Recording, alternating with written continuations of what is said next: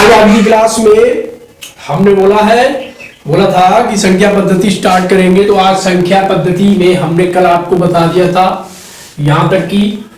तो यहां से आगे देखते हैं भाज्य संख्याएं क्या होती हैं। भाज्य संख्याएं सीधा मतलब है, भाज्य मतलब क्या होता है, जिनका भाग चला जाए वो भाज्य संख्या हो गई। ठीक है, लेकिन फिर भी जिनका एक यानी वन और स्वयं क्या होगा, जिनका वन एक या स्वयं के अतिरिक्त कम से कम एक और गुणनखंड हो, मतलब एक व स्वयं इसके अतिरिक्त, अपने के और एक के अतिरिक्त कम से कम एक और गुणनखंड हो, एक और क्या हो,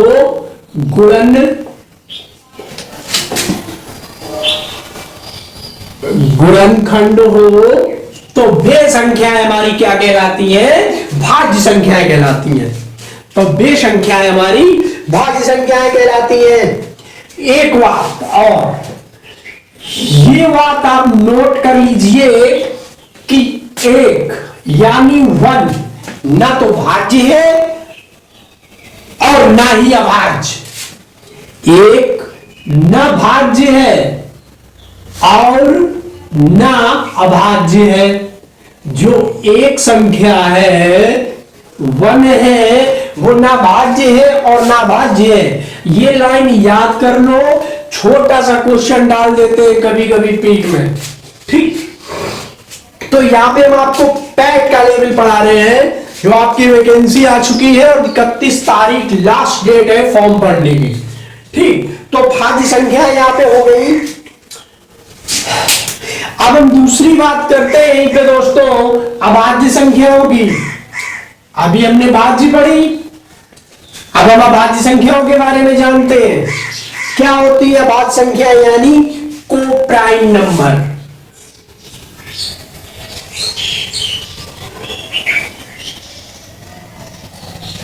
ये हमारे होते हैं क्या है, को प्राइम नंबर यानी कि सहभाज्य संख्याएं।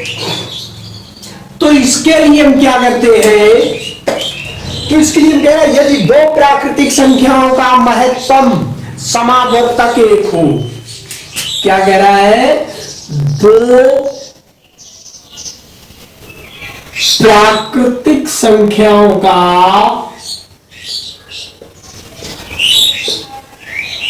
महत्तम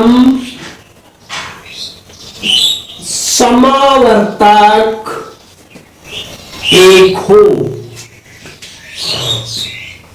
तो ऐसी संख्याओं को हम सहभाज्य संख्याएं कहते हैं। क्या कहते हैं, सहभाज्य संख्याएं कहते हैं। जैसे 2 3, जैसे 5 9,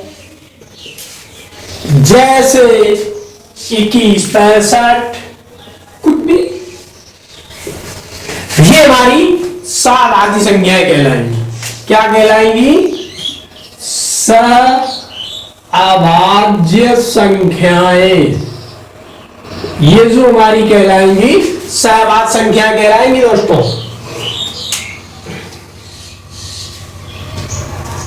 और एक बात ये भी है कि सहभाज्य संख्याओं का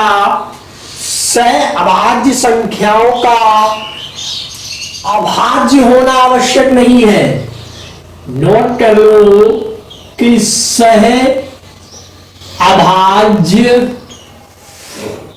संख्याओं का अभाज्य होना जरूरी नहीं है। ठीक है, सहभाज्य संख्याओं का अभाज्य होना जरूरी नहीं है। ठीक है, ये जरूरी नहीं है कि सहभाज्य संख्याएं क्या हो, अभाज्य ही हो। ठीक है, चलो, तो यहां हमने आपको बताया है भाज्य संख्याएं और सहभाज्य संख्याएं। तो इनकी बात के बाद आगे लेते हैं हम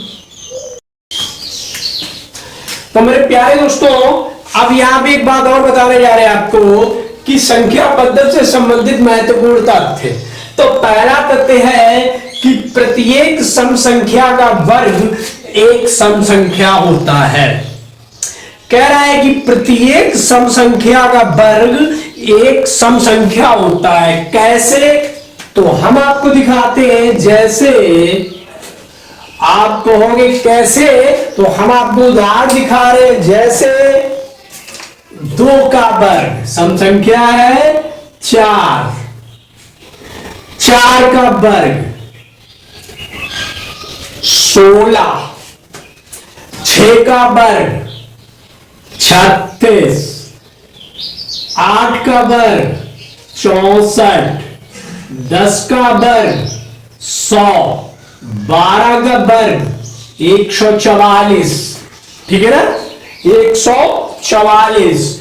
उसके बाद आते 14 का वर्ग 196, 16 का वर्ग 256। इसी तरह आप देख रहे हो जितनी भी सम संख्याएं हैं सबका वर्ग क्या आ रहा है? सम संख्या आ रहा है।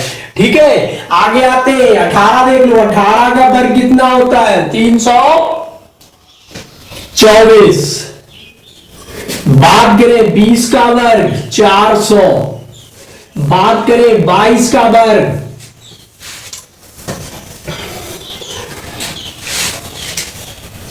और आगे अगर हम बात करें यहां से आप जितनी भी देखते जाओगे 1 से लेकर 100 तक जितनी भी सम संख्या है सबका वर्ग सम संख्या ही आएगा।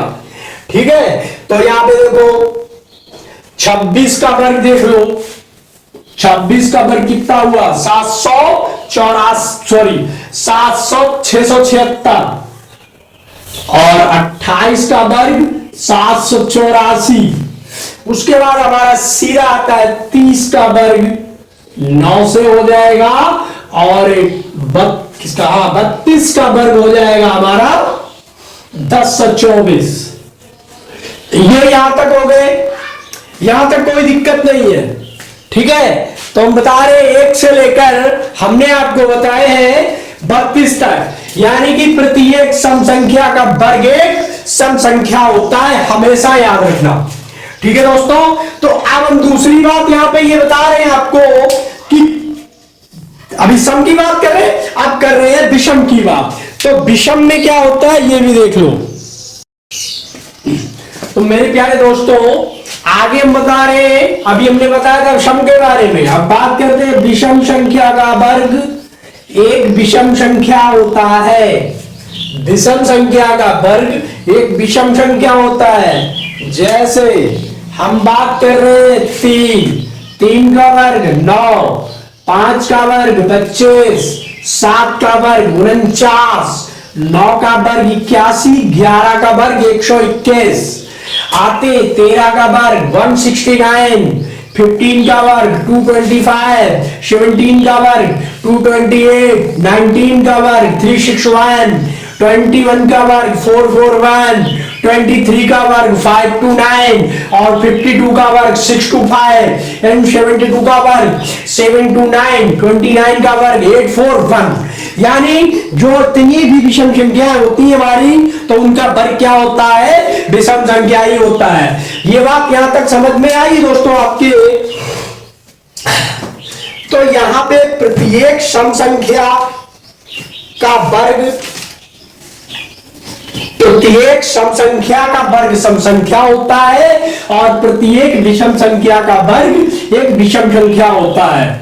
ठीक है, तो संख्या पद्धति में ये चीज याद रखना आपको आगे बहुत काम आती है। ठीक है, तो नंबर सिस्टम में अब हम अगला तथ्य ले रहे हैं आपका दूसरा है, किसी भी संख्या का वर्ग करने पर इकाई के स्थान पर कभी भी 2, 3 या 7 अंक नहीं आएगा। एक पॉइंट नोट कर लो, किसी भी संख्या का वर्ग करने पर क्या कह रहे हैं? किसी भी संख्या का वर्ग करने पर इकाई के स्थान पर, कहां पर, इकाई के स्थान पर क्या नहीं आएगा, 2, 3 या 7 पर 2, 3 या 7 नहीं आएगा। किसी भी संख्या का वर्ग करने पर इकाई के स्थान पर 2, 3 या 7 नहीं आएगा। जैसे अभी हमने बहुत से वर्ग किए थे आपके, तो करके ही देख लो। 1 का वर्ग बेटा 1 होता है, 2 का वर्ग बेटा 4 होता है, और 3 का वर्ग भाई साहब 9 होता है। ठीक, तो ये अब हम बड़े वाले लेते हैं। जैसे आते हैं 4 चक्कू 16, कहीं 2 आया नहीं आया। 5 का किया पचम 25, 5 है लास्ट में या 6 है लास्ट में। आप देखते जाइए, 6 का वर्ग करेंगे 6 36 होता है, 2 तो लास्ट में नहीं आया ना। 7 का वर्ग करेंगे 7 49 होता है, यहां भी नहीं आ रहा है। 8 का कर लो 8 64 होता है, 9 का कर लो 9 81 होता है। एक आ गया। लेकिन जो हमने आपको बताया है कि किसी संख्या का वर्ग करने पर इकाई के स्थान पर 2 या 2, 3 या 7 कभी नहीं आएगा। इससे क्या फायदा बेनिफिट मिलेगा दोस्तों आपको? इससे यह बेनिफिट मिलेगा कि कभी कहीं पूछ दी जाती है, संख्या दे दी जाती है, कहते हैं इसका वर्ग निकालो, तो आपको पता चल जाएगा अगर 2, 3 या 7 लास्ट में है तो उसके मतलब उस संख्या का वर्ग पूरा पूरा नहीं कटेगा। तो यहां पे ये बात समझ में आई। ये तथ्य कह रहा है कि किसी भी संख्या का वर्ग करने पर इकाई के स्थान पर 2, 3 या 7 नहीं आएगा। ठीक है, ये बात क्लियर हो गई। क्लियर हो गई, आगे आते हैं। आगे क्या है, आगे की बात करें हम तो एक तथ्य और बचा है छोटा सा, समझ लीजिएगा। कह रहा है कि n के सभी मानों के लिए x whole power n minus a की होल पावर n, n के सभी मानों के लिए, सभी मानों के लिए x की whole power n minus a की होल पावर n, ये जो प्रॉपर्टी बनेगी वो सदैव क्या करेगी, वो सदैव x माइनस a की होल पावर n से क्या करेगी, विभाजित होगी। क्या होगी, विभाजित होगी, मतलब पूर्णता विभक्त हो जाएगी। ये चीज इससे पूर्णता विभक्त हो जाएगी। ठीक दोस्तों, ये टॉपिक।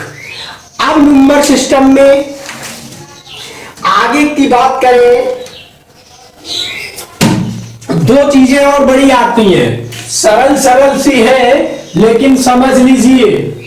उसके बाद में आगे का हम आपको इसका सिलेबस बताएंगे।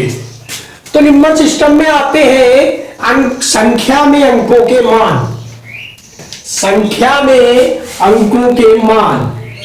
तो संख्या में अंकों के मान, तो दोस्तों यहां पे पहली बात करें, एक होता है स्थानीय मान। स्थानीय मान एक चीज होती है जिसे हम बोलते हैं प्लेस वैल्यू।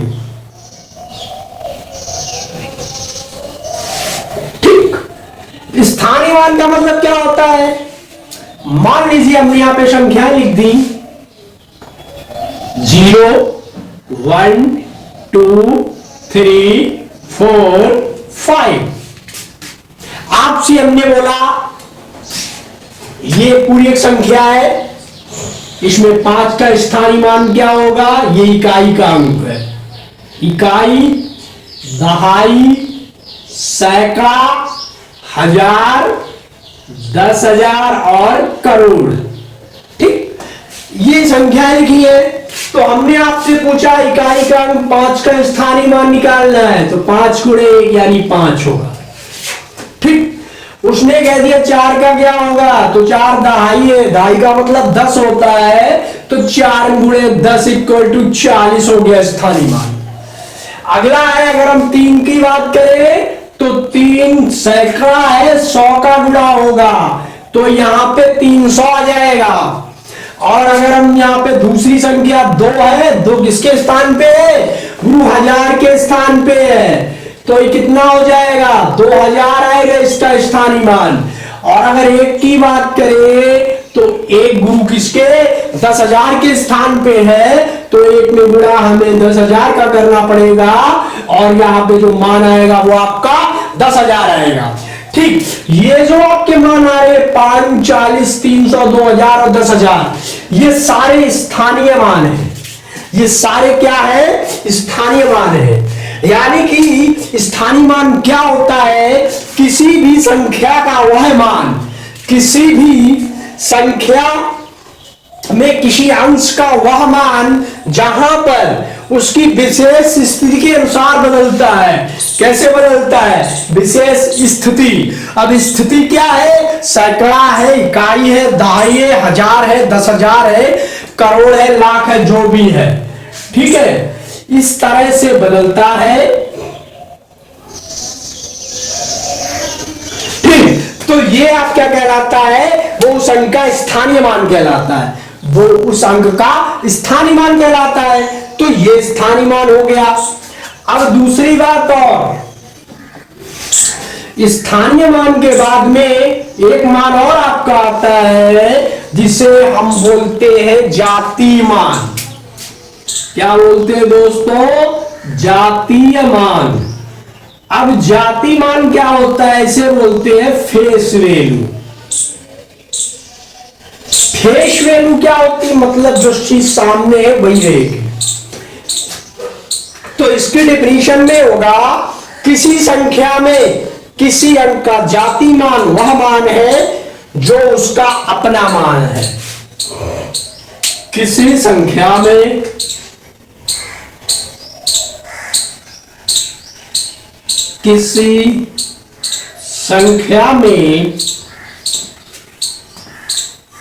किसी अंक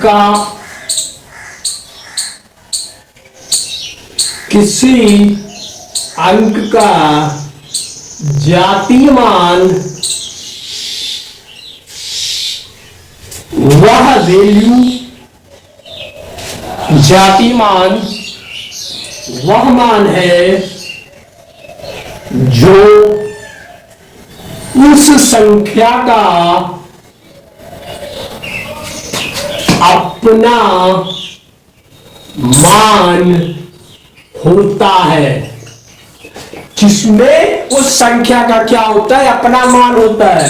जैसे हमने लिखे 2425, यहां पे अंक लिखा हुआ है 2425।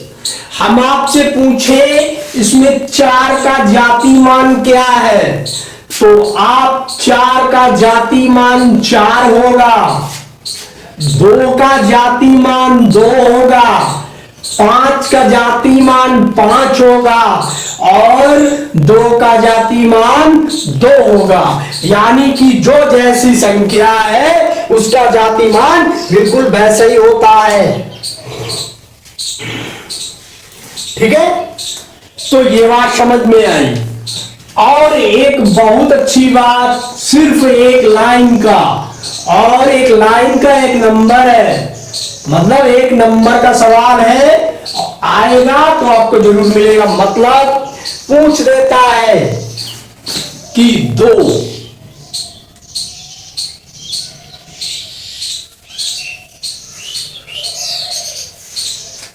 केवल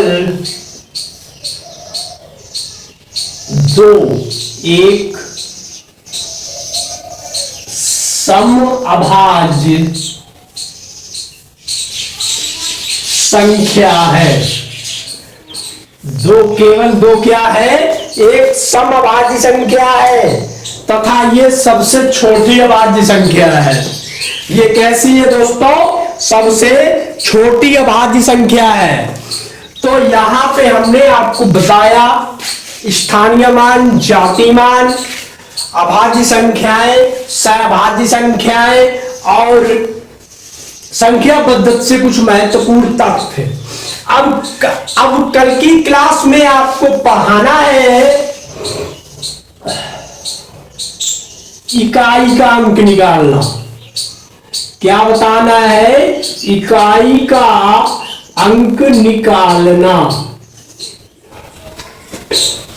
एक क्वेश्चन आता है आपका 1 नंबर का, बड़ा सरल आता है, मजा आएगा। अगली क्लास आप देखिए हमारी। नेक्स्ट क्लास में इकाई का अंक कैसे निकालते हैं। तो ये क्लास आपको कैसी लगी, ये वीडियो आपको कैसा लगा, हमें जरूर बताइए। इसको लाइक, शेयर और कमेंट करते रहिए। धन्यवाद।